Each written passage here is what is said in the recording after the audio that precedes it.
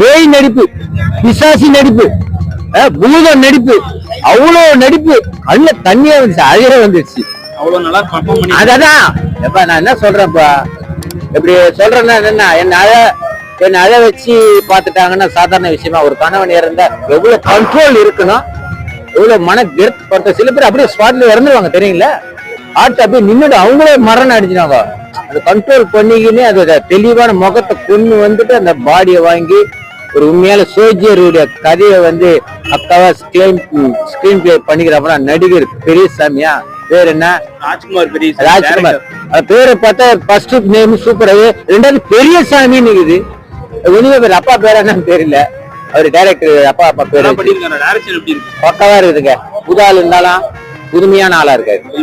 ஆமாமா, புது ஆளா இருந்தாலும் புதுமையான ஆளா சினிமா அழியல, அதுதான் உண்மை. ஆக்டிங், ஆக்ஷன் சீன்ஸ்லாம் எப்படி இருக்கு? அதான் உண்மையான